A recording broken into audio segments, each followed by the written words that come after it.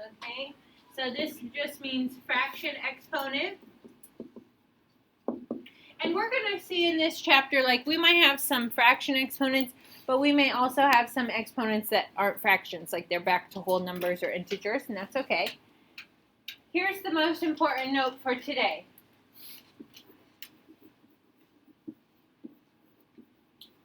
These are the same properties of exponents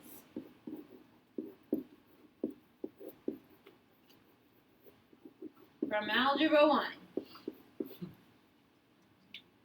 So the only thing that's different from Algebra 1 to today is now your exponents may not be integers. Now your exponents may be fractions. But essentially, the three most commonly used properties of exponents that you learned back in Algebra 1 are the properties that help you decide, like, do I add my exponents? Do I subtract my exponents? Or do I multiply my exponents? And then we're just going to have to adjust to the fact that maybe the numbers I'm adding, subtracting, or multiplying are fractions. So can I also follow fraction rules from elementary school? Yes, I can. All right, before we get into the properties, I'm going to have you also in that big space up at the top, will you write something that looks like this? It looks similar to what we saw on Friday. X to the m over n.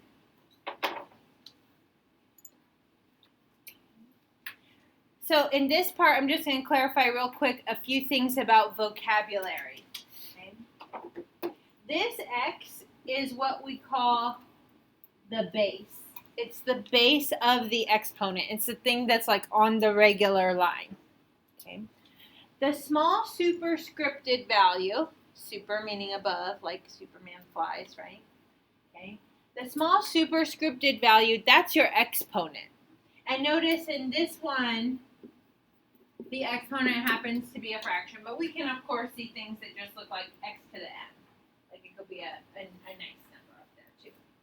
Okay, so that's our exponent. When you have a base and an exponent together, the whole thing, x to the m over n, that's called a power. Now we often, and I am guilty of this as well, we often interchange the word power and exponent, saying like, oh, 3 to the power of 2. Okay. Well, it's really 3 to an exponent of 2, and 3 squared is the power. Okay. So I just want to clear up that part because in the properties, like just kind of peruse the, skim over the front side here. Do you see all the properties are things about powers?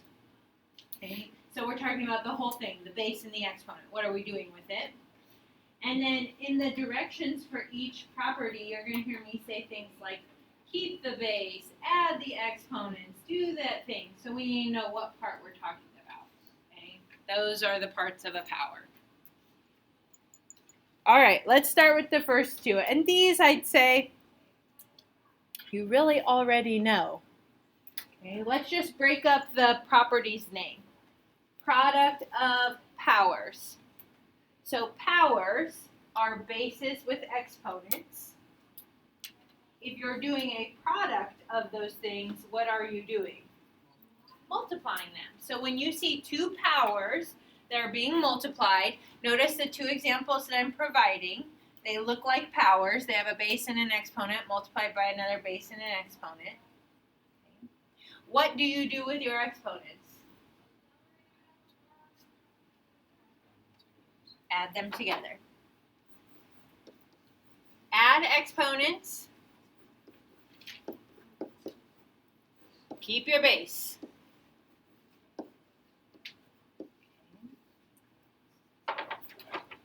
So, 5 to the 2/3 times 5 to the 4/3. I should add up here, must have same base, right? That would be important. Must have the same base. 5 to the 2/3, 5 to the 4/3. Do they have the same base? Yeah. So I'm going to keep my base. 5. I'm going to add my exponents. Since this is my notes, I'm going to do a little bit more work. 2/3 plus 4/3. Am I okay to add 2/3 plus 4/3? Yeah, that would be 6/3, which is really 5 squared, which, of course, I would simplify that and make 25. Who knew? 5 to the 2/3 times 5 to the 4/3 was going to be 25. Nice number. Sometimes it'll come out to a nice number. If it was like still like 5 to the 7/3, I wouldn't do anything with that. Like I could get a decimal in the end if I needed it, but I don't know 5 to the 7/3. But I do know 5 squared. Okay. All right. Next example: x to the 2/7 times x to the 1/3. Do they have the same base? Yes. Can add my exponents, so that's going to look like